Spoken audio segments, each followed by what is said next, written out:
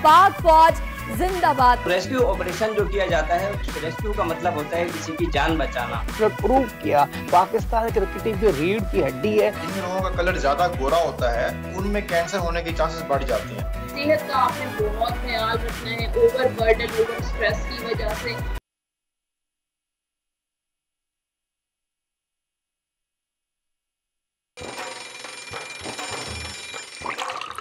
आजकल जिंदगी ही सुबह आउट ऑफ कंट्रोल है, दुनिया बोल है, मेरी दुनिया बोल है।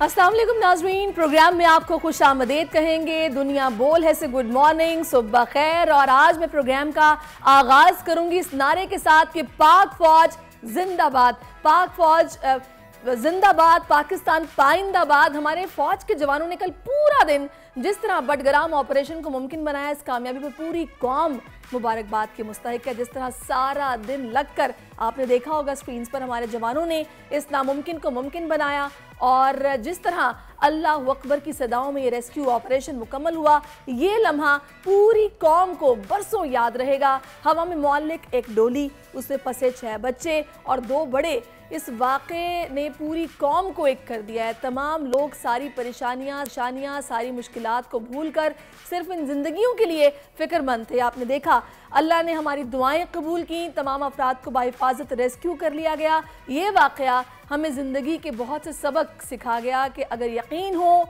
अज़्म हो और किसी चीज़ की ठान ली जाए तो नामुमकिन भी मुमकिन हो जाता है। तो यकीन जानिए, जिस तरह हमने अपने यकीन की बुनियाद पर इन जानों को बचाया, उसी यकीन की बुनियाद पर हम अपने मुल्क में मुआशी मुश्किल में फंसी दलदल से इस मुल्क को भी निकाल लेंगे। बस हमें खुद पर यकीन करना होगा। इसी प्रोग्राम के साथ मैं आज के शो का आगाज़ करूंगी और नारा वही है, पाक फौज जिंदाबाद, पाकिस्तान पाइंदाबाद। तो जनाब, ये आज की अच्छी बात में यकीन रखना है। सेल्फ कॉन्फिडेंस बड़ी चीज़ होती है, अगर ये हो तो नामुमकिनात मुमकिन में बदल जाते हैं। तो आगे बढ़ेंगे, अब शामिल करेंगे बड़ी खबर। सलाम पाक फौज, सलाम पाक फजाइया और सलाम उन तमाम रेस्क्यू एहलकारों को जिन्होंने नामुमकिन रेस्क्यू ऑपरेशन को मुमकिन बनाया। 6 बच्चों और 2 बड़ों को कामयाबी से बचाया। हवा में मौलिक एक डोली ने पूरी कौम को एक कर दिया। जितने घंटे डोली फंसी रही, पूरी कौम बच्चों के लिए दुआ गो रही। कामयाब रेस्क्यू ऑपरेशन बेशक मौजूदा हालात में मिलने वाली सबसे अच्छी खबर है। हेमंत टोटा का मैदान और बेबस अफगान तूफान। पाक अफगान वनडे सीरीज के पहले मैच में शायकीन ने जो कुछ देखा वही सब भारत के खिलाफ देखने की आरजू है। इमामुल हक ने अकेले 61 रन बनाए, अफगानिस्तान की पूरी टीम 59 रन बना सकी। भारत वालों, फास्ट बॉलिंग इसे कहते हैं, देख लो। बादशाह, वजीर, हाथी, घोड़ा और मोहरा, शतरंज की बिसात पर आए तासमी के आगे कोई ना ठहरा। वर्ल्ड स्कूल चेस चैंपियनशिप में मुल्क के लिए ब्रॉन्ज मेडल लाने वाली होनहार तालिबा से आज आपकी मुलाकात होगी। और गोरे रंग की चाहत जिल्द के कैंसर को दे सकती है दावत। अमेरिका में पाकिस्तानी डॉक्टर्स की रिसर्च ने खतरे की घंटी बजा दी। माजरा है क्या, ये भी जानेंगे आज के प्रोग्राम में। तो जनाब, ये हैं वो तमाम बड़ी खबरें जिन पर डिटेल में बातचीत होगी। इसके अलावा ट्विटर पर क्या चल रहा है ये भी मैं आपको बता देती हूँ। तो कल जो बटग्राम में सूरत हाल रही, पाक फौज के लिए दुआएं थी। ट्विटर पर हमने देखा कि जितने भी सारिफीन थे उन्होंने दुआएं दी पाक फौज के जवानों को। आज़म और बुलंद हौसले से नामुमकिन को मुमकिन कर दिखाया। बटग्राम में 14 घंटे के आसाब शिकन ऑपरेशन के बाद चेयरलिफ्ट में फंसे तमाम 8 अफराद को बाहिफाजत बचा लिया गया। इस ट्रेंड में सारिफीन ने जनाब इस ऑपरेशन की कामयाबी पर मुबारकबाद दी हमारे जवानों को। कोई भी प्रॉब्लम हो, कोई भी मसला हो, सैलाब हो, जलजिला हो, कुछ ऐसी नागहानी सिचुएशन पैदा हो जाए तो हमारे जवान पेश होते हैं और उनकी खिदमात की वजह से ही चीज़ें जो हैं वो बेहतरी की तरफ जाती हैं या फिर इस तरह के ऑपरेशन मुकम्मल होते हैं। तो दाद के बेशक मुस्तहिक हैं और इस ट्रेंड में अब तक 1,19,000 से ज़ायद सारिफीन अपने ट्वीट्स कर चुके हैं। पाक फौज को उन्होंने जिंदाबाद कहा, सराहा, एप्रिशिएट किया। तो जनाब दूसरे ट्रेंड की तरफ अब आते हैं, वो है जनाब शाहीनों ने जो कल पाकिस्तान और अफगानिस्तान के मैच में अफगानिस्तान को मज़ा चखाया है ना।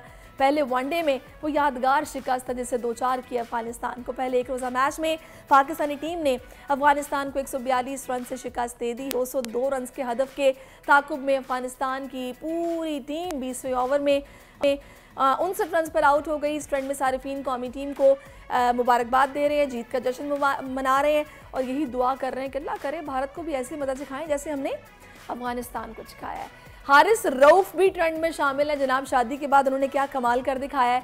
अफगानिस्तान के खिलाफ सीरीज़ के पहले वनडे में हारिस रऊफ हरीफ बैटर्स के लिए दहशत की अलामत बन गए हैं।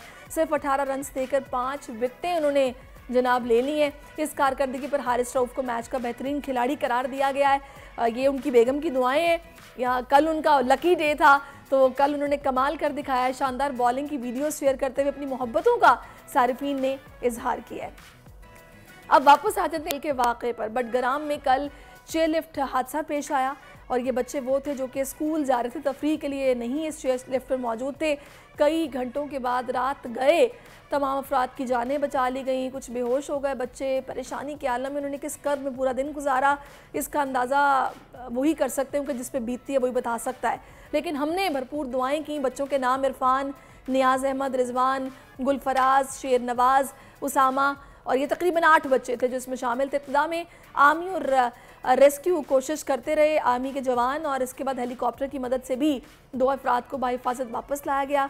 लेकिन कल मगरिब होने के बाद ये ऑपरेशन जो है उसको फिर रोकना भी पड़ा था। सलाम पाक फौज, सलाम पाक फ़ज़ाइया। और क्या ज़बरदस्त माहौल था जब ये बच्चों को उतारा गया और फ़ज़ा जो है वो अल्लाह अकबर के नारों से गूंज रही थी और बड़ी खुशी, मतलब खुशी के आंसू आंखों में आ जाते हैं जब इस तरह से नामुमकिन, मतलब जानें कितनी कीमती हैं और इन बच्चों के पेरेंट्स पर क्या बीत रही होगी जिस तरीके से इनको बचाया गया है। क्योंकि जब मगरिब हुई, ऑपरेशन रुका तो उम्मीदें कुछ कम हो रही थी कि पता नहीं अब क्या होगा। लेकिन हमारी फ़ौज को सलाम है जिन्होंने आगे बढ़कर इस नामुमकिन को मुमकिन बनाया। इसी पर बात करने के लिए डॉक्टर इस वक्त कमांडर रिटायर्ड नईम यूसुफ साहब जो कि रेस्क्यू एक्सपर्ट हैं वो हमें ज्वाइन कर चुके हैं। अस्सलाम वालेकुम डॉक्टर साहब। वालेकुम अस्सलाम।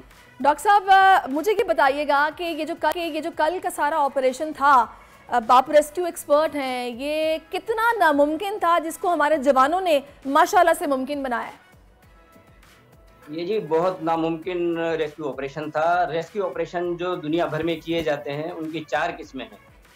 पहला रेस्क्यू ऑपरेशन जो है वो ग्राउंड रेस्क्यू ऑपरेशन कहलाता है। दूसरा rescue operation water rescue operation या सी रेस्क्यू ऑपरेशन कहलाता है। तीसरा रेस्क्यू ऑपरेशन एरियल ऑपरेशन या रेस्क्यू फ्रॉम हाइट कहते हैं उसको।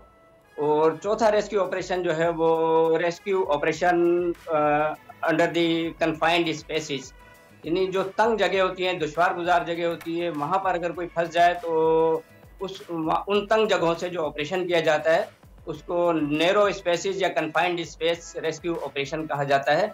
और ये एरियल ऑपरेशन अपनी नौयत का पहला रेस्क्यू ऑपरेशन था कि जो इंतहाई दुश्वार था, वरना तो ये पहाड़ों पर लोग फंस जाते हैं, बुलंदियों पे फंस जाते हैं, ऊंची बिल्डिंगों में फंस जाते हैं। वहाँ से तो बहुत रेस्क्यू हमने भी कराए हैं। लेकिन ये चेयर लिफ्ट का फंस जाना और दो डोरियों पर चलती है चेयर लिफ्ट, और उसमें से एक डोरी टूट जाए और दूसरी डोरी पे जो है वो हैंग हो जाए और काफ़ी देर तक वो लटकी रहे, ये rescue operation air to air कहलाता है। ये हवा से हवा में रेस्क्यू ऑपरेशन, ये इंतहाई दुश्वार गुजार और कठिन रेस्क्यू ऑपरेशन होता है। और मैं शाबाश देता हूँ पाक आर्मी के जवानों को, पाक फ़ज़ाइया के जवानों को, और जो वहाँ रज़ाकार थे तमाम लोग जो है वो तहसीन के मुस्तहिक हैं कि जिन्होंने इतना कठिन रेस्क्यू ऑपरेशन करके तमाम जानों को बाहिफाजत बचा ली। बिल्कुल। अच्छा, मुझे डॉक्टर साहब ये भी बताइएगा कि ये जो रेस्क्यू ऑपरेशन है इसमें 3 दफ़ा पहले कोशिश की गई, उसके बाद चौथी कोशिश जो है उसमें बताया जा रहा है कि कुछ चीज़ें जो हैं वो फिर मुमकिन हो पाई हैं। तो आपको क्या लगता है पाकिस्तान कितना एडवांस है इस तरह के रेस्क्यू ऑपरेशंस के लिए? हमारे पास इक्विपमेंट और चीज़ें हैं मौजूद या फिर बिल्कुल नहीं है? नहीं, ऐसा नहीं है। जब 2005 का ज़िला आया है उस ज़िले में मैं खुद भी शरीक था इमदादी कार्रवाइयों में, और मुझे जो पहला टास्क मिला था वो मरगला टावर रेस्क्यू ऑपरेशन का मिला था, जो हमने 16 दिन में मुकम्मिल किया था। और अल्हम्दुलिल्लाह उसके बाद नेशनल डिजास्टर मैनेजमेंट अथॉरिटी बनी, जिसका दफ्तर प्राइम मिनिस्टर सेक्रेटेरिएट में है। उसके तहत जो है 2 सर्च एंड रेस्क्यू टीमें भी बनी, और अल्हम्दुलिल्लाह हमारे पास सामान भी है, और हमारे पास लाइट रेस्क्यू का और हैवी रेस्क्यू का सामान भी मौजूद है। इसके अलावा पाक आर्मी के पास और जहाँ जहाँ स्टेक होल्डर्स हैं, हमारे मुख्तलिफ इदारे हैं, उनके पास अपना भी जो है वो हैवी रेस्क्यू का सामान है। हैवी रेस्क्यू मशीनरी में क्रेन, बुलडोज़र और इस किस्म की भारी मशीनरी शामिल है, और लाइट रेस्क्यू इक्विपमेंट में कटर्स जो मलबा काटते हैं, लोहा काटते हैं, सरिया, पिलर बीम वगैरह काटते हैं, ये लाइट रेस्क्यू इक्विपमेंट है। तो अल्हम्दुलिल्लाह सामान है बहुत, लेकिन हर वक्त जो है वो बेहतरी की तवक्को और उम्मीद की जा सकती है। अच्छा, आपने ये सवाल किया कि रेस्क्यू ऑपरेशन 3 मरतबा जो है वो ट्राई की और चौथी मरतबा में रेस्क्यू ऑपरेशन कामयाब हुआ।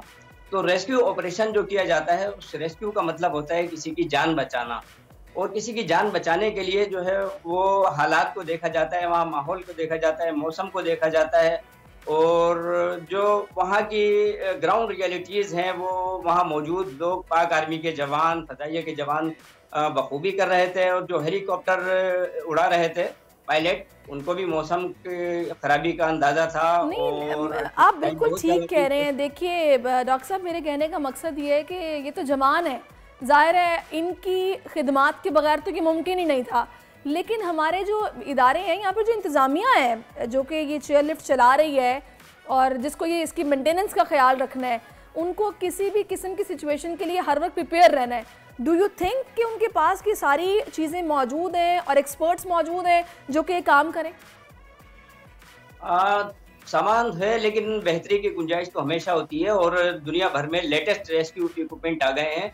देखिए, जो ग्राउंड रेस्क्यू ऑपरेशन होता है उसके लिए अलग इक्विपमेंट और टूल्स होते हैं, जो पानी में जो वाटर रेस्क्यू होता है उसके अलग टूल्स होते हैं। एरियल रेस्क्यू ऑपरेशन के लिए स्लिंग रेस्क्यू ऑपरेशन जो कि हमारे कमांडोज ने किया आर्मी के, उसके अलग इक्विपमेंट होता है। स्लिंग रेस्क्यू का कन्फाइंड स्पेस का अलग होता है। तो हर ज़रूरत अब इस बात की है कि हर किस्म के रेस्क्यू के लिए, जो मैंने 4 कैटेगरीज बताई हैं रेस्क्यू की, ground rescue, aerial rescue, confined space rescue और वाटर रेस्क्यू, इन तमाम कैटेगरीज के लिए अलग अलग इक्विपमेंट और अलग अलग माहिर होने चाहिए, और इसके लिए बाकायदा जो है वो इमरजेंसी पॉइंट्स होने चाहिए, खास तौर पर नॉर्दर्न एरियाज में, और जहाँ ये चेयर लिफ्टें चलती हैं। और आप देखते हैं कि हर साल सर्दियों के मौसम में या बर्फबारी के मौसम में लैंड स्लाइडिंग भी होती है और हादसा होते रहते हैं, गाड़ियाँ खाइयों में गिरती रहती हैं, और बहुत सारे लोग जो है वो जख्मी हो जाते हैं, हलाक हो जाते हैं। तो वहाँ पर इस किस्म की फर्स्ट एड पोस्ट, जिसमें इमरजेंसी रेस्क्यू इक्विपमेंट मौजूद हैं, वहाँ पर टीमें मौजूद हों हर वक्त,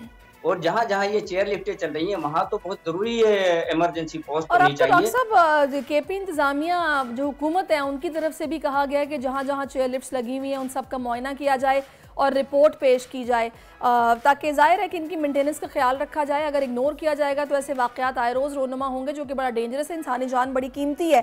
अच्छा, मुझे ये बताइएगा, बाहर के ममालिक में किस तरह ये रेस्क्यू एक्सपर्ट्स जो हैं वो अपनी ट्रेनिंग करते हैं, या फिर उनको ज़ाहिर है इसमें अगर आप प्रैक्टिस में रहेंगे तो आप ये काम कर सकेंगे, अगर आप छोड़ देंगे तो आपसे गलती किसी भी तरह की हो सकती है, आपकी अपनी जान जा सकती है। मैंने जापान समेत कई मुल्कों में डिजास्टर मैनेजमेंट की ट्रेनिंग हासिल की है। वहाँ का निज़ाम, वहाँ की तरबियत और वहाँ का इक्विपमेंट वो देखने के लायक है, और वहाँ पर तो ये क्वार्टरली, हाफ ईयरली और ईयरली ट्रेनिंग्स होती रहती हैं, रिफ्रेशर कोर्सेज होते रहते हैं। यहाँ पर इस बात की ज़रूरत है कि यहाँ पाकिस्तान में एक मैकेनाइज्ड डिजास्टर मैनेजमेंट एकेडमी कायम होनी चाहिए, कि जिसमें पाकिस्तान भर से, न सिर्फ पाकिस्तान से बल्कि दुनिया भर से लोग आए, स्टूडेंट्स आए डिजास्टर मैनेजमेंट के, सेफ्टी साइंस के, और यहाँ आकर तरबियत हासिल करें। यहाँ इस चीज़ की बहुत ज़रूरत है कि यहाँ लोगों को तरबियत फराहम की जाए। रिफ्रेशर कोर्सेज बहुत ज़रूरी है। तो आपके ख्याल में इसको फिर नज़रअंदाज क्यों किया जा रहा है, उसकी वजह क्या हो सकती है? नहीं, बिल्कुल गवर्नमेंट को इस तरफ तवज्जो ज़रूर देनी चाहिए कि सिर्फ एक सूबे में नहीं बल्कि चारों सूबों में डिजास्टर मैनेजमेंट एकेडमीज या सेंटर्स कायम किए जाएं, जहां पर आगे तलबा तालीम हासिल करें, और वहां पर जैसे मेडिकल कॉलेजेस में हॉस्पिटल के साथ ही जो है वो कॉलेज के साथ ही हॉस्पिटल में उसको तरबियत दी जाती है। इसी तरह से यहाँ पर हमारे rescue academies, disaster management academies हों, प्रैक्टिकल ग्राउंड्स हों, ट्रेनिंग सेंटर्स हों, और उसके लिए तरबियत के लिए न सिर्फ मुल्क से माहिरीन को बुलाया जाए बल्कि बाहर से भी खिदमात हासिल की जाए।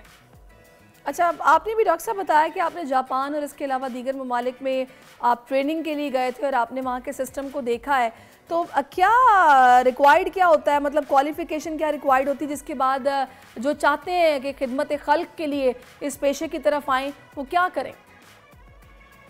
देखिए, इसमें गवर्नमेंट एडवर्टाइज करती है पोस्टों को, और उन पोस्टों पर जो है एप्लीकेशन ली जाती है, इंटरव्यूज वगैरह होते हैं, और इस तरह से भर्ती होती है। और ट्रेनिंग जो बाहर की ट्रेनिंग, लोकल ट्रेनिंग जो है वो भी इदारे कराते हैं।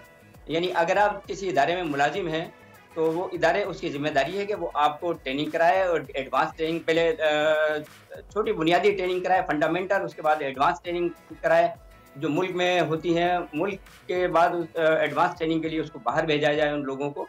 और ये डिजास्टर में मैं समझता हूँ कि डिजास्टर मैनेजमेंट की ट्रेनिंग न सिर्फ हमारी पुलिस डिपार्टमेंट को, रेंजर्स को और आर्मी के जवानों को भी होनी चाहिए। और आर्मी की एक टीम जो है वो नेशनल डिजास्टर मैनेजमेंट अथॉरिटी के तहत एक टीम आर्मी की बनी हुई है, और 2 टीम जो है वो अर्बन सर्च एंड रेस्क्यू के नाम से, जब 2005 का ज़िलज़ला आया था तो हमने नेशनल डिजास्टर मैनेजमेंट अथॉरिटी के तहत और उनके साथ मिल के हमने 2 रेस्क्यू टीमें बनाई थी। लेकिन वो रेस्क्यू टीमें जो ग्राउंड रेस्क्यू का काम करती हैं, यानी वो अर्थक्वेक में अगर बिल्डिंग्स कोलैप्स हो जाए या ज़िलज़ला आ जाए तो जो लोग दब जाते हैं उनमें लोगों को जिंदा निकालना है और डेड बॉडीज को निकालने का काम वो करती हैं। अच्छा, लेकिन डॉक्टर साहब एक बात सही जो मैंने ऑब्जर्व किया वो ये है कि जिस तरह इस ऑपरेशन के दौरान सुबह से शाम हो गई, उसके बाद मगरिब के बाद इस ऑपरेशन को रोकना भी पड़ा, फिर रात गई, ये ऑपरेशन मुकम्मल हुआ, तो टाइम काफ़ी इसमें कंज्यूम हुआ।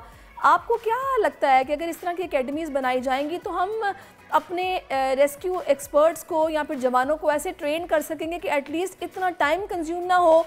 कुछ स्ट्रेटजी होती है, टेक्निक होती है जो जल्दी काम करे, इसको माइंडफुली अप्लाई किया जाए और जल्दी किसी की जान बचा ली जाए। समटाइम देर से किसी की जान भी जा सकती है, तो इसके लिए कितना ज़रूरी है इन एकेडमीज़ का, ट्रेनिंग सेंटर्स का होना?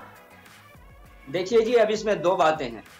एक बात तो आपने कही कि रेस्क्यू ऑपरेशन में इतनी देर क्यों लगी, और ये 3 अटेम्प्ट्स किए और उसके बाद चौथी अटेम्प्ट पे ये कामयाबी हुई। तो मैं ये आपको बता दूं कि रेस्क्यू वर्क जो है, किसी की जान बचाना, जब किसी डिजास्टर में कोई फंसा हुआ हो या किसी इमरजेंसी में फंसा हुआ हो, तो उस शख्स की जान को बचाना बहुत बड़ा काम है और ये कोई आसान काम नहीं है। मैंने हज़ारों रेस्क्यू इंसिडेंट्स कमांड किए हैं। आवरान का ज़िलज़ला मैंने आर्मी के साथ कमांड किया, 2005 का ज़िलज़ला में मैंने अपनी जगह पर कमांड किया मरगला टावर पर, और इसके अलावा कराची में और पाकिस्तान में बहुत सारे सैलाब, तूफान, ज़िलज़ले, तबाहियाँ आई और मैंने वो इंसिडेंट 35 ईयर्स मैंने कमांड किया उन हादसात पर। तो ये देखिए, रेस्क्यू, किसी की जान बचाना जो है वो बहुत कठिन काम होता है, और आपको अच्छी तरह से गौर करके, फिक्र करके, सोच कर, ग्राउंड रियलिटीज देख कर। डॉक्टर साहब, मेरे कहने का मकसद ये कि अगर आपने इस हवाले से बाकायदा तालीम हासिल की होगी या फिर ट्रेनिंग प्रॉपरली ली होगी, तो वो सारी टेक्निक्स या फिर वो सारे जो मेथड्स हैं वो आपने पहले से पढ़े होंगे, तो आप जल्दी उसको अप्लाई कर पाएंगे, या फिर आपके जहन में आएगा कि यार इस तरह नहीं, इस तरह काम करना है ये वाला। मैं इस पॉइंट ऑफ व्यू से आपसे पूछ रही हूँ। जी, मेरी बात मुकम्मिल नहीं हुई अभी, तो मैं आपको बता रहा था कि रेस्क्यू वर्क जो है वो इंतहाई डेंजरस काम होता है। रेस्क्यू वर्क एक ऐसा काम होता है कि जिसमें आपका गलत वक्त पर, गलत सिमत में गलत फैसला जो है वो हज़ारों लोगों की जान ले सकता है, और दुरुस्त सिमत में, दुरुस्त वक्त पर दुरुस्त फैसला हज़ारों लोगों की जान भी बचा सकता है। लिहाजा हमारे इस रेस्क्यू ऑपरेशन में कोई कमी बेशी नहीं थी, और पायलट्स भी महारत रखते थे। 3 या 4 हेलीकॉप्टर्स भी मौजूद थे, और कमांडोज भी थे।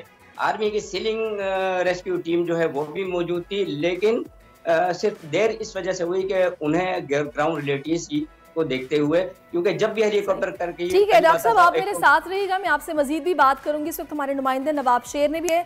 नवाब शेर, बताइएगा, ये 8 बच्चे थे, इनमें से बताया गया था कुछ बच्चे बेहोश भी हो गए थे, अब ये बाहिफाजत अपने घरों को पहुंच चुके हैं, क्या सूरत हाल है? जी बिल्कुल बटाग्राम में जो रेस्क्यू ऑपरेशन हुआ है उनमें तमाम अफराद को बाहिफाजत जो है वो नीचे उतार दिया गया था रात को ही, और ऑपरेशन जो है वो रात को ही मुकम्मल हो गया था। और जिस बच्चे को भी रेस्क्यू किया जाता था उनका तिब्बी मुआयना किया जाता था, और फिर उनको अस्पताल भी लेके गए थे। और अब बताया जा रहा है कि तमाम जो बच्चे और फर्द है उनकी तबीयत बिल्कुल संभल चुकी है और उनका मेडिकल चेकअप भी किया जा चुका है और तमाम अफराद जो है वो घरों को भी पहुंचा दिए गए। और बड़े मजे की बात ये भी है कि जो 3 बच्चे जब वो आपकी आवाज़ कुछ हम तक सही से पहुंच नहीं पा रही नवाब शेर, आपसे हम फिर से रब्ता करते हैं और मैं आपसे बिल्कुल जानूंगी कि यहाँ पर जो मकामी अफराद थे जिन्होंने बड़ा आगे बढ़ के पाक फौज के जवानों की हेल्प भी की, साथ मिल के काम करवाया, उनके लिए क्या किसी इनाम का ऐलान किया गया है या फिर उनके लिए कुछ उनको अप्रिसिएशन के लिए दिया गया है? नवाब शेर, आप मुझे सुन सकते हैं? हम फिर से रब्ता कर रहे हैं। अच्छा डॉक्टर साहब, मेरे कहने का मकसद ये है कि देखिए, जब इंतज़ामिया, जो मकामी इंतज़ामिया उससे जब नहीं हो पाता तो फिर ही पाक फ़ौज के जवानों को बुलाया जाता है और वो अपनी खिदमात पेश करते हैं और उनके पास हर तरह की एक्सपर्टनेस है, ट्रेनिंग है और वो नामुमकिन को मुमकिन बना देते हैं, इसमें कोई शक ही नहीं है। मेरे कहने का मकसद ये था कि अगर पहले से अकेडमीज या ट्रेनिंग सेंटर्स होंगे तो इंतज़ामिया अपने बिहाफ पे काम आराम से कर सकेगी, बजाय इसके कि उनसे भी मदद दी जाए। मैंने इस पॉइंट ऑफ व्यू से आपसे बात की थी। कैपेसिटी बिल्डिंग होनी चाहिए और जो हमारे इदारे हैं अगर नहीं है तो उन जैसे कि मैंने बताया कि ये रेस्क्यू कितने किस्म के होते हैं, हर एक कैटेगरी के लिए अलग अलग जो है वो सेंटर हो और अलग अलग माहिरीन हो और अलग जो है वो उनके पास इक्विपमेंट हो, क्योंकि हर किस्म के रेस्क्यू की मशीनरी अलग होती है। तो बुनियादी काम तो उन्हीं का है, लोकल अथॉरिटीज का काम है ये, लेकिन जो है वो हमारे आर्मी के जवान तो हर मुसीबत के वक्त में जो है वो हमारे काम आते हैं, इस कौम के काम आते हैं। बिल्कुल, हर मुसीबत के वक्त में हमारे काम आते हैं और उन्हीं की वजह से नामुमकिनात मुमकिन में तब्दील होती है। बहुत शुक्रिया आपका doctor commander retired Naeem Yusuf साहब, आप हमारे साथ मौजूद रहे। नवाब शेर, मैं आपका भी शुक्रिया अदा करूँगी और मैं इस सेगमेंट को क्लोज करते हुए यही कहूँगी कि नाजरीन, जितने भी लोग ये फेक न्यूज़ का हिस्सा बनते हैं उनको एक बार ये ज़रूर सोचना चाहिए कि जो इदारे हैं, ये जो पाकिस्तान है, ये हमसे हैं और हम इनसे हैं।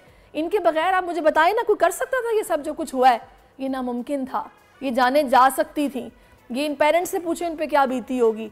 तो लिहाजा किसी भी फेक न्यूज़ का हिस्सा बनने से पहले हमें ये चीज़ें ज़हन में रखनी चाहिए कि हम इनसे हैं और ये हमसे हैं। अब एक ब्रेक लेते हैं, ब्रेक के बाद वापस आते हैं। आजकल जिंदगी ही सुबह आउट ऑफ कंट्रोल है, दुनिया बोल है, दुनिया बोल है। जी वेलकम बैक नाजरीन। और अब कुछ बात हो जाए क्रिकेट मैच के हवाले से। श्रीलंका की सरजमीन पर अफगानिस्तान को पाकिस्तान के हाथों एक और शिकस्त का सामना करना पड़ा और पहले एक रोज़ा मैच में कल पाकिस्तान ने अफगानिस्तान को 142 रन से शिकस्त दे दी है। श्रीलंका के शहर हेमनटोटा में खेले गए मैच में पाकिस्तानी कप्तान बाबर आजम ने टॉस जीतकर पहले बैटिंग का फैसला किया। पाकिस्तानी कप्तान का फैसला रास्त ना आया और पूरी टीम 47 ओवर्स में 201 रन बनाकर आउट हो गई। 202 रन के हदफ के जवाब में अफगानिस्तान की पूरी टीम 20वें ओवर में 59 रन पर आउट हो गई। इस शानदार जीत पर हम कौमी टीम को मुबारकबाद पेश करते हैं और इसी पर बात करने के लिए इस वक्त में साजिद भाई ज्वाइन कर चुके हैं। साजिद साहब, आपको मेरी आवाज़ आ रही है? अस्सलाम वालेकुम। वालेकुम सलाम शहरीस, आपको और तमाम जितने भी पाकिस्तान में लोग हैं उनको बहुत बहुत मुबारक हो। यकीनी तौर पर जिस तरह आपने इतने मोहब्बत से पाकिस्तान क्रिकेट टीम को मुबारकबाद दी, पाकिस्तान क्रिकेट टीम मुबारकबाद की हकदार है, क्योंकि पाकिस्तान क्रिकेट बोर्ड जिस तरह क्रिकेट खेल रही है, जिस मुश्किलात में क्रिकेट खेल रही है, पाकिस्तान क्रिकेट बोर्ड के 3 चेयरमैन चेंज हो गए, मगर पाकिस्तान क्रिकेट टीम के कप्तान बाबर आजम तीनों चेयरमैन से गले मिले। मगर पाकिस्तान क्रिकेट टीम को मैं सलूट पेश करता हूँ, world fastest bowler Pakistan cricket team के पास मौजूद थे और पाकिस्तान क्रिकेट टीम जेलों के खेलिए टीम। यकीनी तौर पर पाकिस्तान जिस तरह लोग ये समझ रहे थे बहुत ज्यादा रनों का, हमने और आपने शहरी ये कहते थे लो स्कोरिंग मैच होगा, इतना हाई स्कोरिंग मैच नहीं होगा। जिस तरह की पिच थी, बाबर ने एक अच्छा टॉस जीता और पाकिस्तान क्रिकेट टीम जिस तरह खेली, उनके 7 विकेट, उनके 3 ग्रेट स्पिनरों ने हासिल की। नबी की बात करूं, राशिद की बात करूं, आउटस्टैंडिंग बॉलिंग की। मगर इस पिच पे इमामुल हक को क्रेडिट मैं ना दूं तो बहुत बड़ी ज्यादती होगी। इमामुल हक जिस तरह इनिंग खेली और शरीफ आपको मुझे मुबारक हो, जिस तरह हमने पिछले मैच में हमने ये बात इमामुल हक के हवाले से की थी, जिक्र की थी। इमामुल हक को बहुत से क्रिकेटर, बहुत से एनालिस्ट का पर्ची कहते थे, उसने प्रूव किया पाकिस्तान क्रिकेट टीम की रीढ़ की हड्डी है और ऐसे खिलाड़ी को सेंचुरी बनाना चाहिए। जब सेंचुरी बनाएंगे तो बहुत ज्यादा कॉन्फिडेंस आ जाता है और इमामुल हक को इस चीज को मद्देनजर रखते हुए पाकिस्तान को आगे जाना है और बड़ी टीमों से खेलना। और यहाँ शादाब को भी बहुत ज्यादा क्रेडिट दूंगा, जिस तरह शादाब ने इनिंग खेली है, जिस तरह ऑल आउट 39 रन खेले, जिस तरह बॉल और बैट के दे, मगर शादाब को शहरी इसको रन आउट नहीं होना चाहिए था। देखिए जब ग्रेट प्लेयर जब भी बनता है, बड़ी इनिंग खेले, बॉल आपके बैट पे आ रही थी और आप को तमाम वो सलाहियतें मौजूद है जिसके लिए हम आपको कह रहे थे। बहुत ज्यादा आपको प्रेशर डाला जा रहा था, एक right arm leg spinner, 3 right arm spinner आपके पीछे, मगर आप बहुत ही आउटस्टैंडिंग ऑलराउंडर है। जो आपने बैटिंग की, मगर जो कैच आपने कर दिया है ना शादाब, आपके सुसर को बहुत बहुत मुबारक हो। आपके सुसर की बहुत ही आला तरबियत थी और ये चीज क्रिकेट की खूबसूरती है जो हम और आप बात करते हैं। जो ग्राउंड में आज पाकिस्तान क्रिकेट में फील्डिंग आउटस्टैंडिंग की है, मगर ये हारिस की अगर मैं तारीफ ना करूं, नसीम की तारीफ ना करूं और शादाब के साथ साथ अगर शाहिनशाह आफरीदी की मैं तारीफ ना करूं तो ज्यादती होगी। लेकिन साजिद साहब कल हारिस का तो मेरा ख्याल है दिन था, हारिस ने माशाल्लाह 5 विकेटें ली हैं, मैन ऑफ द मैच उनको करार दिया गया है। क्या जबरदस्त परफॉर्म किया है, मतलब मजा आ गया जिसे कहते हैं। हाँ ये चीज खूबसूरती है, 18 रन देकर 5 विकेटें लेना, मैन ऑफ द क्राइसिस होना, उनको शादी राज आ गई। यकीनी तौर पर कहते हैं ना लाइफ में चेंज आती है, उनकी लाइफ में चेंज आया। खुद उन्होंने अपने ग्रुप में बात करते हुए वाज़ेह तौर पर कही, मेरे को बहुत ज्यादा कॉन्फिडेंस है। पिछले प्रोग्राम में फ़हीम और आपने हमें बात की थी, वाज़ेह फर्क अगर हारिस क्या होगा, उसने बहुत इम्प्रूव किया है। इम्प्रूव क्यों करते हैं? जब मार खाते हैं, सीखते हैं, तमाम लीग खेलते हैं, कॉन्फिडेंस मोटिवेट होता है, उसमें बहुत ज्यादा कॉन्फिडेंस आ गया और ये चीज अच्छी है पाकिस्तान क्रिकेट टीम के लिए। जितनी पाकिस्तान क्रिकेट टीम जीतती है तो तमाम चीजें जो होती हैं छुप जाती हैं। अच्छाई पे ज्यादातर लोग बात कर रहे थे, हमें यहाँ पर एक चीज को नहीं भूलना चाहिए जो हमने बोला था पाकिस्तान क्रिकेट उसी तरह खेले। नंबर 4 पे रिजवान की बात की थी, रिजवान पे खेले, मगर आपको आगे दूसरे मैच जो 24 तारीख को खेला जाएगा, सऊद शकील को खिलाना पड़ेगा। साजिद भाई ये बहुत बात हो रही है कि जाहिर है ये अफगानियों को क्रिकेट भी हमने सिखाई है, तो कहते हैं ना कि उस्ताद उस्ताद होता है, बिल्कुल दुरुस्त कहा गया है। बिल्कुल उस्ताद उस्ताद होता है, कोई नेवल बदर नहीं होता। ग्रेट राशिद लतीफ उनके पहले कोच थे, फिर इंजी कोच आए, कबीर खान कोच आए, फिर बहुत से क्रिकेटर उनको पाकिस्तान के कोचों ने कोच की। पाकिस्तान में आके वो क्रिकेट खेलते रहे, पाकिस्तान के खिलाड़ियों के साथ क्रिकेट खेलते रहे और पाकिस्तान का उनको हमेशा हमें एहसानमंद होना चाहिए। पाकिस्तान ने उनको हमेशा प्रमोट किया, मगर वो दूसरों की गोद में जाके बैठ जाते हैं और उससे जाकर पाकिस्तान के खिलाड़ी को आंखें दिखाते हैं। यकीनी तौर पर पाकिस्तान और उनका तो कोई मैच ही नहीं है। पाकिस्तान एक वर्ल्ड क्लास टीम है और पाकिस्तान एक बेहतरीन शेप में आ गई है। ये चीज तो बहुत अच्छी है क्रिकेट पॉइंट ऑफ व्यू से। पाकिस्तान क्रिकेट टीम की अगर कौन कह सकता था 60 रन पे टीम आउट हो जाए, रिकॉर्ड ब्रेक कर दिया पाकिस्तान के ग्रेटेस्ट फास्ट बॉलर ने। अच्छा तो साजिद साहब कहते हैं ना कि भाई आप इनको भी इतना आसान हरीफ ना समझें, ये भी पूरे जज्बात के साथ खेलते हैं, लेकिन कल इनको क्या हुआ, बहुत कम स्कोर पे ये लोग पूरी टीम ही ढेर हो गई। तो क्या इनका बैटिंग ऑर्डर ठीक नहीं था? आपको वजह क्या समझ आती है?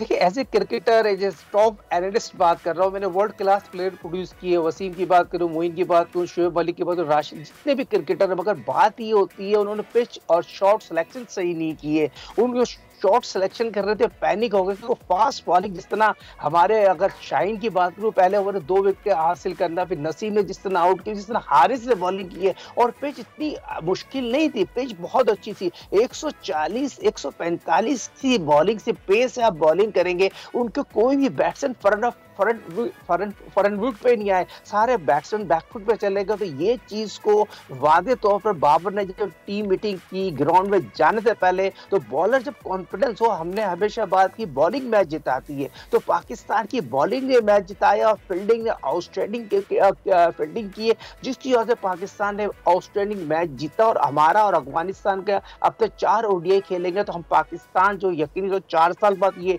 ओडीआई का मैच खेला, तो यकीनी तौर पर पाकिस्तान क्रिकेट टीम बहुत बेहतर है। बाप होता है, बेटा बेटा ही होता है। बिल्कुल। अच्छा मैं इनका स्कोर कार्ड देख रही हूँ, 18 रन ओपनिंग बैट्समैन ने बनाए हैं गुरबाज ने, उसके बाद 16 रन उमर जई ने बनाए हैं, इसके अलावा कोई खिलाड़ी इनका नहीं चला, सब बगैर कोई रन बनाए तकरीबन सब आउट हुए हैं। तो ये तो मतलब बड़ी एक अजीब सी इनके साथ सूरत हाल हुई है।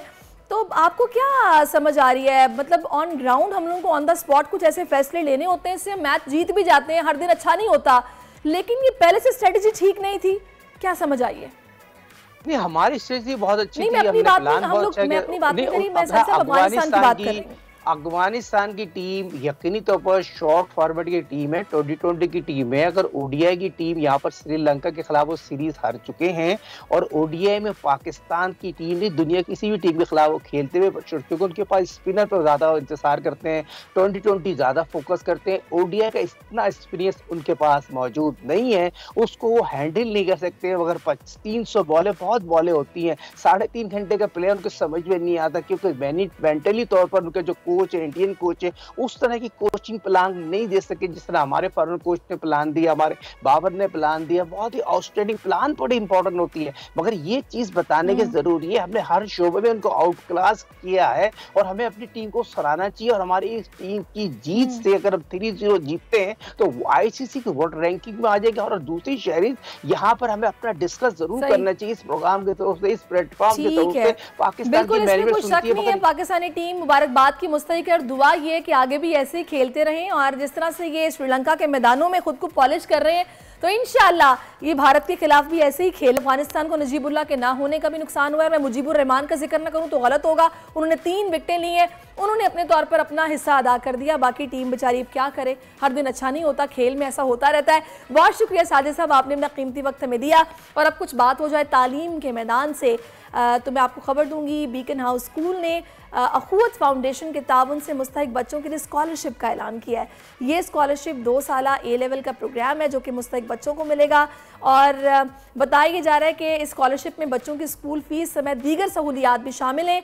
तलबा किस तरह स्कॉलरशिप का फ़ायदा उठा सकते हैं और कौन कौन से तलबा इस प्रोग्राम का हिस्सा होंगे, इसी पर बात करने के लिए इस वक्त हमारे साथ मौजूद हैं डायरेक्टर है Beaconhouse school system Nasir Kasuri साहब। जी अस्सलाम वालेकुम नासिर साहब। नासिर साहब, तालीम के बगैर मुआशरे की तरक्की नामुमकिन है। हालिया दिनों में हम ये देख रहे हैं कि होम ब्रिज और अखुवत के दरमियान तालीमी मामले पर मुआहिदा भी हुआ है। आखिर मुस्तकबिल में इसका बच्चों को किस तरह फ़ायदा मिलेगा, बताइएगा। देखिए जी, बच्चों को इसमें बहुत फ़ायदा होएगा। ये बेसिकली आपको पता है ए लेवल एक वर्ल्ड रिनाउंड प्रोग्राम है, पूरी दुनिया में इसकी एक्सेप्टेंस है, दुनिया की टॉप यूनिवर्सिटीज़ इसको एक्सेप्ट करती हैं। आज से पहले जो ए लेवल एक बहुत महंगा प्रोग्राम था, और सिर्फ एक सर्टन जो तबके के बच्चे हैं वही सिर्फ इसको अवेल कर सकते थे। बीकन हाउस के अंदर हमारी हमेशा यही ख्वाहिश रही है कि हम क्वालिटी एजुकेशन को ज़्यादा से ज़्यादा लोगों तक पहुँचाएँ। तो टेक्नोलॉजी के ज़रिए हम अपने बेस्ट ए लेवल टीचर्स को इस्तेमाल करके पूरे पाकिस्तान में एजुकेशन दे सकते हैं इन अ कॉस्ट इफ़ेक्टिव वे। तो इसका बच्चों को तो बहुत फ़ायदा होएगा। हमारी कैम्ब्रिज के साथ एक अभी एक्सक्लूसिव पार्टनरशिप है फॉर ऑनलाइन ए लेवल्स, और सिर्फ beacon house he online A levels Pakistan में लाइसेंस करा रहा है। तो आप सोचें कि ये बच्चों के लिए, स्पेशली आजकल जब इकॉनमी इतनी स्ट्रगल कर रही है, लोगों की बिजनेसेस सफ़र कर रही हैं, कि नॉर्मल ए लेवल प्रोग्राम्स का तकरीबन 20% की कॉस्ट पे हम प्रोग्राम ऑफर कर रहे हैं। इसके अंदर ऊपर से हम स्कॉलरशिप्स भी दे रहे हैं, और बल्कि क़ुव्वत के साथ जो हमने 200 स्कॉलरशिप्स रखी हैं वो 100% फ्री हैं। तो मैं तो ये सोचता हूँ कि ये मतलब एक अनबिलीवेबल मौका है, ज़बरदस्त। मैंने हमेशा अपनी टीम को यही कहा है, हमारी जो होमब्रिज की टीम है, कि हमारी ये मिशन होनी चाहिए कि हम पाकिस्तान के जो छोटे छोटे गांव से बच्चे हैं और बच्चियां हैं उनको हार्वर्ड, स्टैनफोर्ड और दुनिया की टॉप आईवी लीग्स में पहुंचाएं। ये हमारी मिशन है, और इंशाल्लाह हमें उम्मीद है कि अच्छा, मुझे ये बताइए, अगर आप में पढ़ाई की लगन है तो फिर इदारा रास्ता देने के लिए तैयार है, इसमें कोई शक नहीं है। नाज़रीन को ये बता दें कि स्कॉलरशिप के लिए अहलियत का मयार क्या है, स्टैंडर्ड्स आप लोगों ने क्या सेट किए हैं, कौन कौन से तालिब इल्म इस स्कॉलरशिप से फ़ायदा उठा सकते हैं? एक्चुअली काफ़ी हमने ब्रॉड रखा हुआ है इसको। जिन लोगों की जो हाउस होल्ड इनकम 2 लाख रुपए से 2 लाख महाना के अंदर वो, जो आप सोच सकते हैं काफ़ी ज़्यादा उसमें पॉपुलेशन आ जाती है, वो इसके लिए अप्लाई कर सकते हैं। और ऑब्वियसली फिर जब एप्लीकेशंस होंगे हम साथ देखेंगे कि जो ज़्यादा ज़रूरतमंद लोग हैं हम उनको ज़्यादा प्रेफर करेंगे। और कुछ एकेडमिक क्राइटेरिया भी है, लेकिन एकेडमिक क्राइटेरिया के ऊपर हम केस टू केस बेसिस पे हम देख सकते हैं, कुछ एक्सेप्शंस भी हो सकती हैं, लेकिन इनकम जो है वो 2 लाख रुपए से घर की हाउस होल्ड इनकम कम होनी चाहिए महाना, जो कि बहुत लार्ज एक पॉपुलेशन है। तो actually it's open to a lot of people, लेकिन बस ये है कि बिकॉज 200 लिमिटेड स्कॉलरशिप्स हैं, तो अगर हमारे पास जितनी ज़्यादा एप्लीकेशंस आएंगी हम उनको प्रायोरिटाइज अच्छा, ये भी वसीम साहब कि अखुवत और होम ब्रिज के दरमियान ताउन का मकसद क्या है, इसका तालिब इल्मों को क्या फ़ायदा होगा इसके अलावा? वो एक तरीके से तो मैंने आपको मेंशन कर ही दिया है। तालिब इल्म को ये फ़ायदा होएगा कि देखिए हमारी, एक तो मैं ये चाहता हूँ कि जो हमारे कल्चर के अंदर तालीम अपनी जगह है, लेकिन कुछ हमारे कल्चर में सोशल बैरियर्स भी बन गए हैं कि जो बच्चे ए लेवल्स जाते हैं उनको और तरीके से इंडस्ट्री में लिया जाता है, जो बच्चे लोकल स्ट्रीम में जाते हैं उनको और तरीके से लिया जाता है। हम चाह रहे हैं कि जो सोशल बैरियर्स हैं, जो एक कुछ वॉल्स बन चुकी हैं हमारी सोसाइटी में, हम उनको एलिमिनेट करें। जो डॉक्टर अमजद साहब हैं, he is one of the most respectable people in Pakistan, उनकी भी ये विजन है। मैं रिसेंटली कसूर गया हुआ था, उन्हें एक बहुत शानदार यूनिवर्सिटी बनाई है और उधर बच्चे फॉर फ्री पढ़ रहे हैं। यकीन करें पाकिस्तान की टॉप यूनिवर्सिटीज़ के बराबर वो उधर एजुकेशन हासिल कर रहे हैं। तो हम यही चाह रहे थे कि हम उसी फ़िलासफ़ी के साथ, क्योंकि बीकन हाउस की एक्सपर्टीज़ है ANO लेवल्स में, कैम्ब्रिज में हम बहुत देर से आप कर रहे हैं, हम चाह रहे थे उसी विजन को हम इधर लेके आए।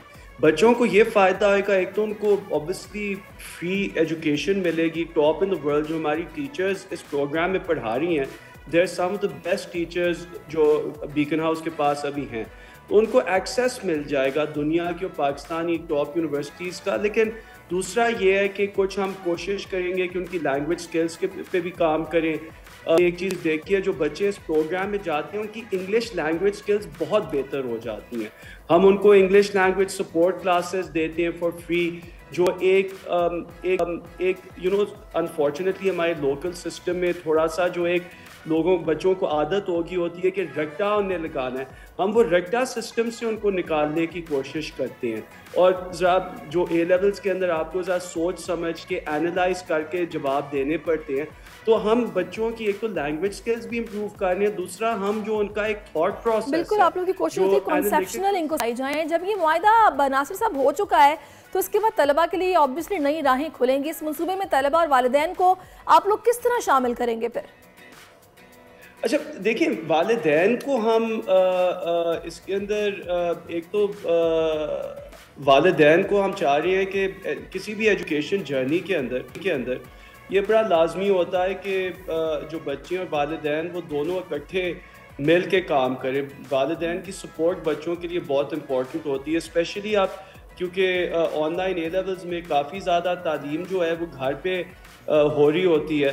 तो हमने ये किया है कि जो हमारा एक लर्निंग मैनेजमेंट सिस्टम है LMS, उसके अंदर हमने काफ़ी डिटेल्ड रिपोर्टिंग बना ली है। हमने सिर्फ ये नहीं डाला कि एक तो हमारी जो टेस्टिंग और क्विजिंग होती है ना, वो बहुत इसमें रेगुलर होती है। नॉर्मल आप A लेवल करें तो आपके मॉक एग्ज़ाम्स होते हैं वगैरह, आपको इतनी ज़्यादा इन्फॉर्मेशन नहीं मिलती। हमने ये किया कि हमने एक तो हमारी रिकॉर्डेड वीडियोस हैं, फिर हमारी लाइव क्लासेस हैं। रिकॉर्डेड वीडियोस और लाइव क्लासेस के बाद हम लगातार क्विज़ेस ले रहे होते हैं। हर क्विज़ की इंफॉर्मेशन पेरेंट्स के पास जाती है कि बच्चे कैसे सीख रहे हैं, क्या उनके स्ट्रॉन्ग एरियाज़ हैं, वीक एरियाज़ हैं। वो बहुत रेगुलरली हम रिपोर्ट्स भेजते हैं। अटेंडेंस की हम उनको रिपोर्ट्स भेजते हैं, हालांकि फ़िज़िकल नहीं है, पर हमारी ऑनलाइन क्लासेस लगातार हो रही होती हैं, लाइव क्लासेस। उसके अंदर अटेंडेंस मार्क की जाती है। पेरेंट्स को, वालिदैन को सारी इन्फॉर्मेशन होती है कि बच्चे मौजूद हैं, नहीं मौजूद हैं, क्लास में आ रहे हैं, नहीं आ रहे हैं, क्विज़ेस में उनके रिजल्ट्स क्या आ रहे हैं। वो वीकली क्विज़ेस चल रही होती हैं, बल्कि हर टॉपिक के बाद एक क्विज़ बच्चे को लेनी होती है। तो एक बहुत कॉन्स्टेंट मॉनिटरिंग है। और as a matter of fact मैं ये कहना चाहूँगा कि जो इन्फॉर्मेशन पेरेंट्स को होम ब्रिज में मिलती है, इतनी ज़्यादा रेगुलर और कांस्टेंट इन्फॉर्मेशन। अच्छा नासिर साहब, तमाम ही पेरेंट्स होती है कि उनका बच्चा फ्यूचर में कामयाब हो जाए। क़ुव्वत और होम ब्रिज की शराकत दारी की अहमियत के बारे में वालिदैन और तलबा को आप पैगाम क्या देना चाहेंगे? उनको पता तो हो कि हो क्या रहा है। जी मैसेज जी आई मीन यही आई सपोज है जी कि ये आई सपोज एक इस किस्म के मौक़े तो कम ही आते हैं जी। ये once in a lifetime किस्म की खैर अपॉर्चुनिटी है। हम तो इंशाल्लाह क़ुव्वत के साथ ये प्रोग्राम कंटिन्यू करेंगे, और बल्कि जो बच्चे इस स्कॉलरशिप के तहत आएंगे उनको सिर्फ एक एडिशनल एक्सपीरियंस भी मिलेगा। जो डॉक्टर अमजद साहब ने एक बहुत शानदार अपनी यूनिवर्सिटी बनाई है, उधर भी हम उनका एक प्रोग्राम रखें कि वो उधर जाएंगे, कुछ दिन रहेंगे, उधर भी उनके प्रोफेसर्स के साथ इंटरेक्ट करेंगे। उनके कुछ बहुत अच्छे उधर करियर रेडीनेस प्रोग्राम्स हैं जो ये बच्चे करेंगे। तो इनफैक्ट जो स्कॉलरशिप वाले बच्चे हैं उनको कुछ ऐसी भी अपॉर्चुनिटीज़ मिल रही हैं जो अखवत पार्टनरशिप वाले बच्चे हैं, जो नॉर्मल होम बेज के बच्चों को भी शायद नहीं मिले। हालांकि उनको भी हम कोशिश करेंगे कि हम शामिल करें, लेकिन डॉक्टर अमजद बहुत कीन है कि जो स्कॉलरशिप के तहत बच्चे आते हैं उनको अखवत के थ्रू, उनकी फैसिलिटीज़ के थ्रू भी बहुत शानदार सपोर्ट मिलनी चाहिए। और अखवत का जो पूरा फोकस है वो खैर एजुकेशन पे तो है ही, लेकिन उनका फोकस है करियर रेडीनेस पे। जो मैं बात पहले कर रहा था ना कि बच्चे जो हैं वो 21वीं सदी की जॉब मार्केट है, उसके लिए उनको तैयार होना चाहिए। वो उनका बहुत फोकस है डॉक्टर अमजद साहब का। तो उनकी यूनिवर्सिटी के अंदर भी ये बच्चे आएंगे, तो it's not just going to be an online experience, इसका कुछ physical brick and mortar element है। हम अपनी एक्स्ट्रा करिकुलर एक्टिविटीज़ और लैब्स बल्कि बीकन हाउस स्कूल्स में कराते हैं। तो हम इसको एक हाइब्रिड सिस्टम कहते हैं कि जो चीज़ें ऑनलाइन अच्छे तरीके से हो सकती हैं वो हम ऑनलाइन करा रहे हैं, और जो मतलब कि जहाँ फ़र्ज़ करें फिज़िकल इन्वायरमेंट की ज़रूरत है, जहाँ साइंस सब्जेक्ट्स के लैब्स हैं या एक्स्ट्रा करिकुलर एक्टिविटीज़ हैं, या जो अखवत के अपने कॉलेज के अंदर जो प्रोग्राम्स चल रहे हैं वो हम फिज़िकली कराएंगे। तो it's a mix of online and physical, ताकि इन अ वे बच्चों को बेस्ट ऑफ बोथ वर्ल्ड्स मिल रहा है and at the same time एक बहुत फ्रैक्शन ऑफ द कॉस्ट पे मिल रहा है ऑफ रेगुलर ए लेवल्स। तो मैं यही सजेस्ट करूँगा जी कि हम तो फुली कमिटेड हैं। हमने हमेशा जो बच्चों की तरबियत और तालीम है उसको बहुत अहमियत दी है। आई वुड सजेस्ट कि पेरेंट्स इसको मौका दें इंशाल्लाह। जो अभी तक बड़ी अच्छी बात है नासिर साहब, आप पेरेंट्स को ये अपॉर्चुनिटी दे रहे हैं कि जो चाहते हैं कि उनके बच्चे फ्यूचर में कामयाबी हासिल करें और आला तालीम हासिल करें, अगर वो अफोर्ड नहीं कर सकते लेकिन उनके लिए सुनहरी मौका है ये। बहुत शुक्रिया। नासिर कसूरी साहब हमारे साथ मौजूद थे, और अभी मुझे एक ब्रेक लेना है। ब्रेक के बाद फिर से आपकी खिदमत में हाजिर होंगे। स्टे विद अस।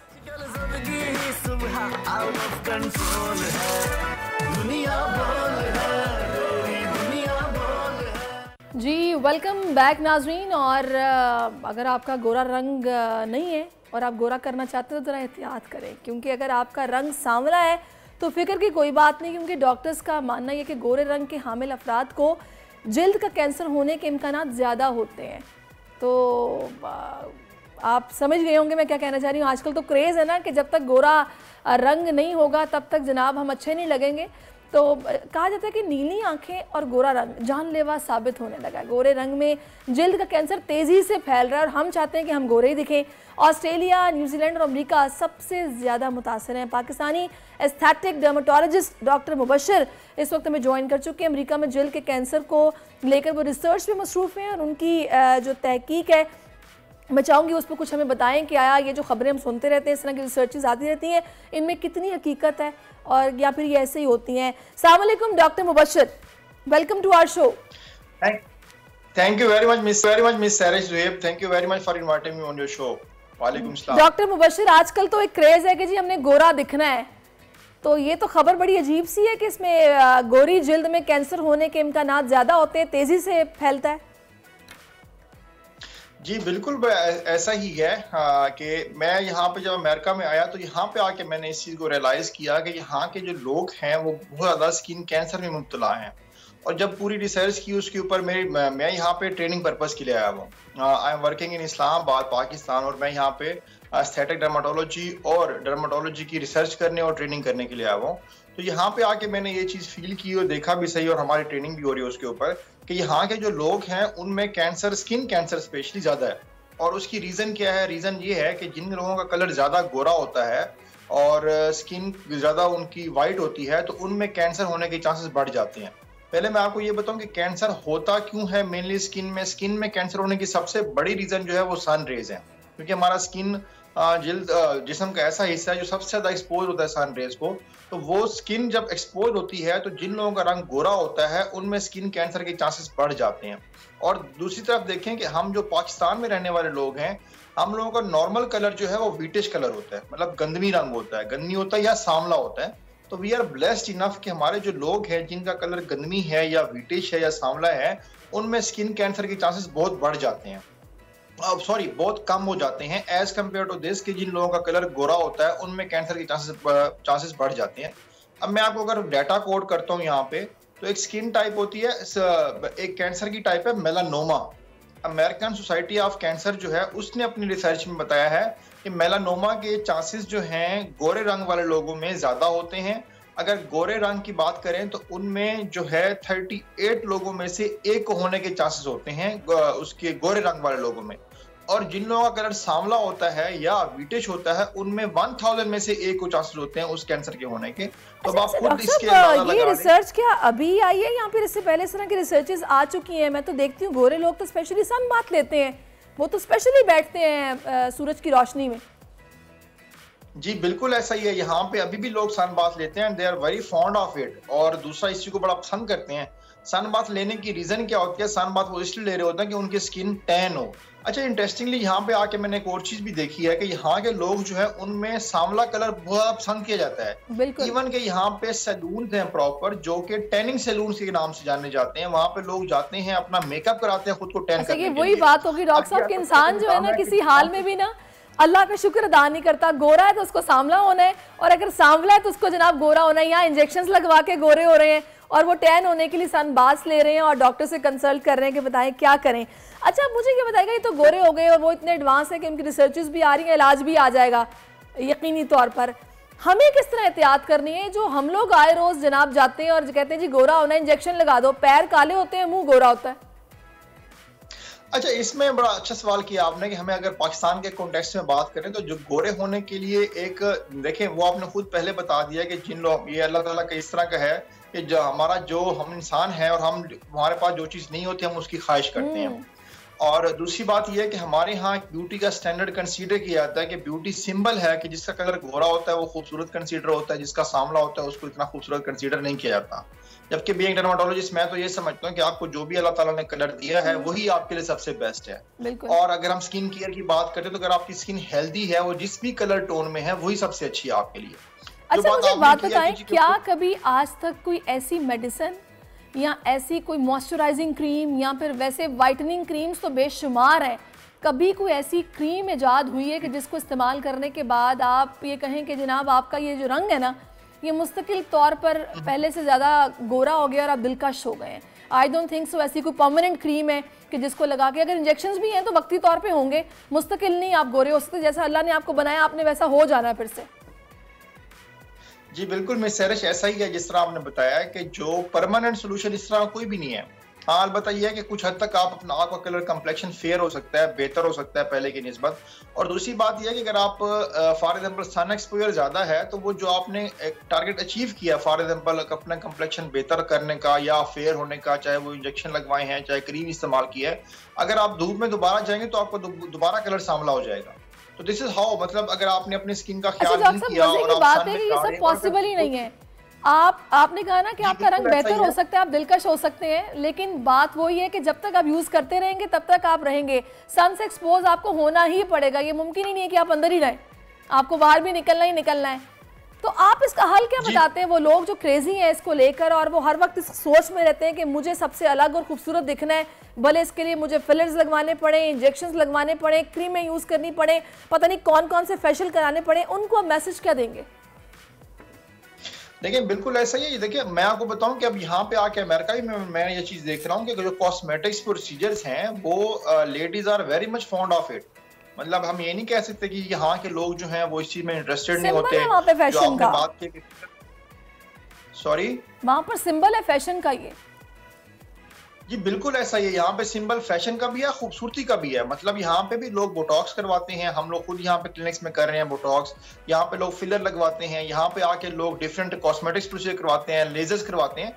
जो चीजें यहाँ पे हम पाकिस्तान में कर रहे हैं वो चीज यहाँ पे भी लोग करवाते हैं। डिफरेंस क्या है? डिफरेंस ये है कि यहाँ पे थोड़ी सी उनकी टेक्निक्स, उनकी जो गाइडलाइंस है, उनके स्टैंडर्ड है, वो हमसे ज्यादा अच्छे हैं, ठीक है। और हम लोग वहाँ पे आके, मैं अब यहाँ पे ट्रेनिंग लेने का पर्पज ही है कि हम वहाँ पे आके लोगों को इस पैटर्न पे सर्व करें और इस तरह की सर्विसेज प्रोवाइड करें।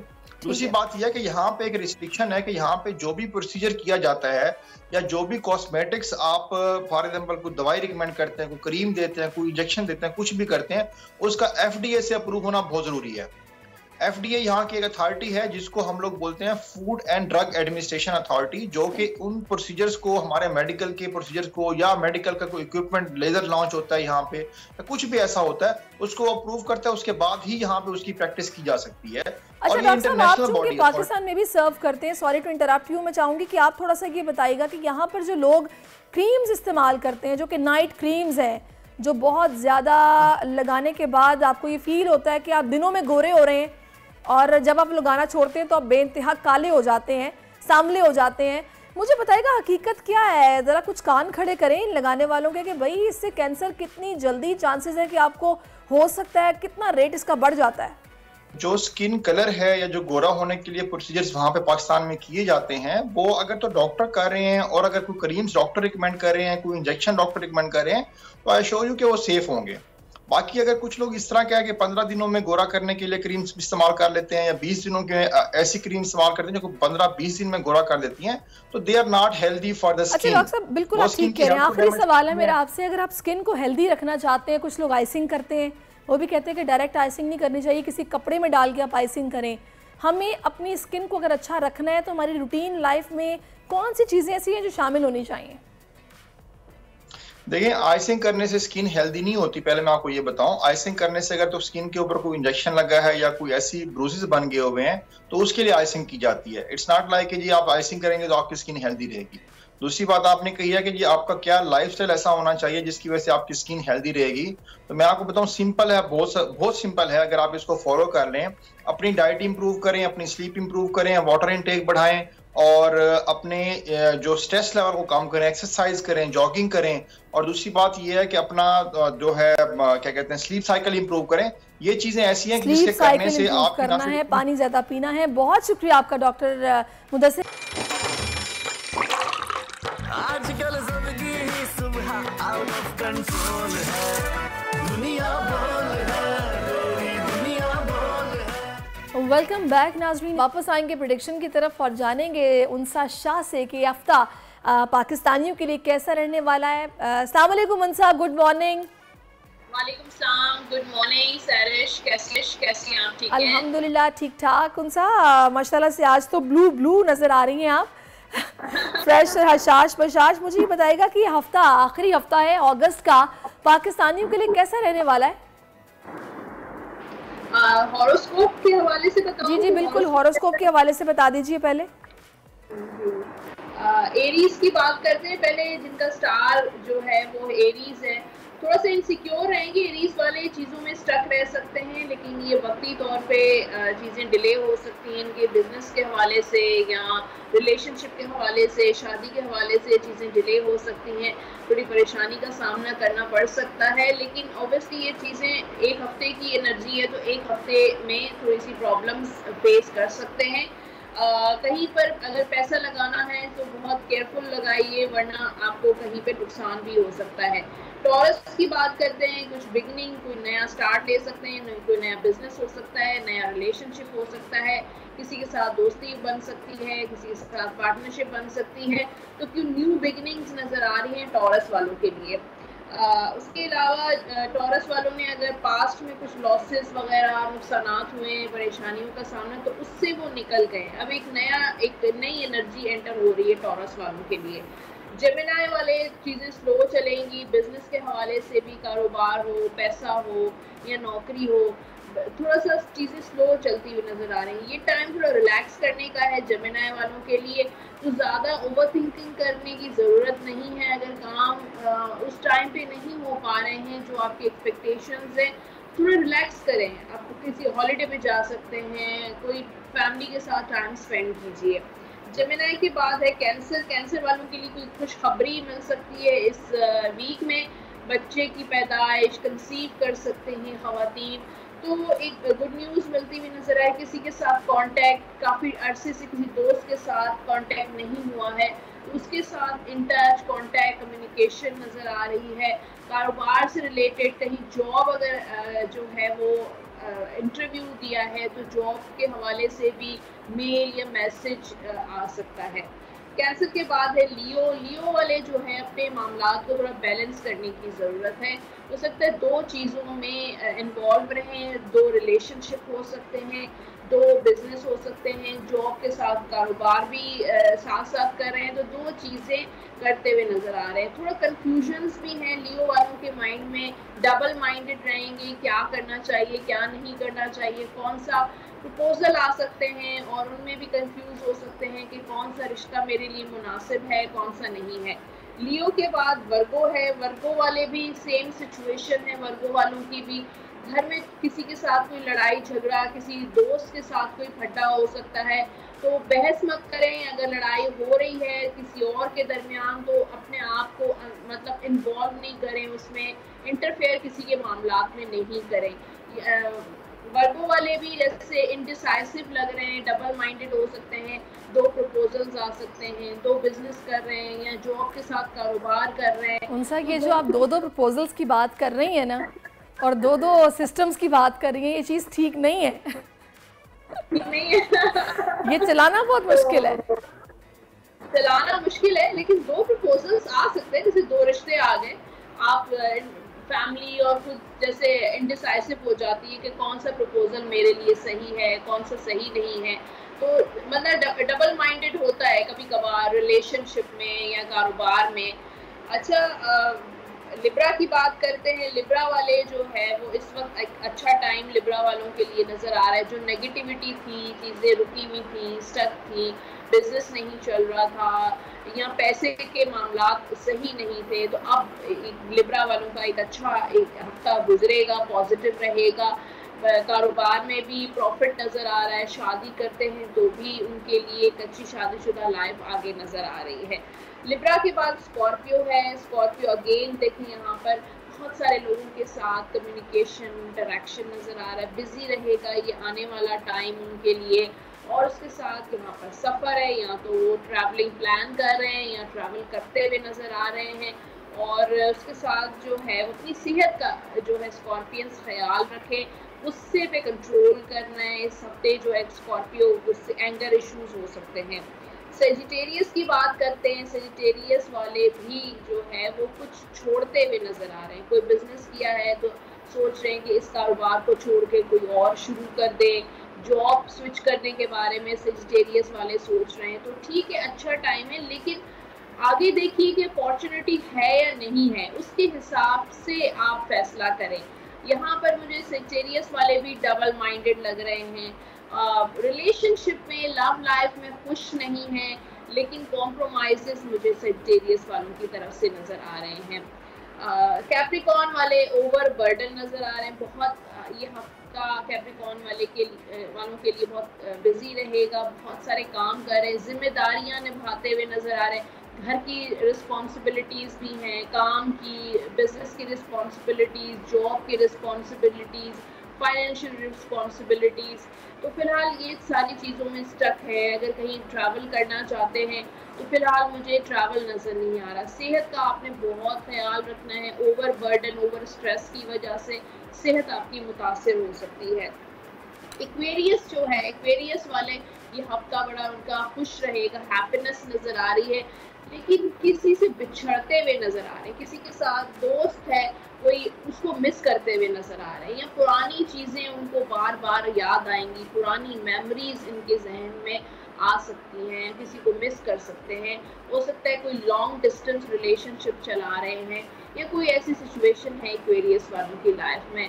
पैसा संभल के इन्वेस्ट करें, किसी को उधार देना है या कहीं कारोबार में लगा रहे हैं तो बहुत सोच समझ के करें, वरना नुकसान भी हो सकता है।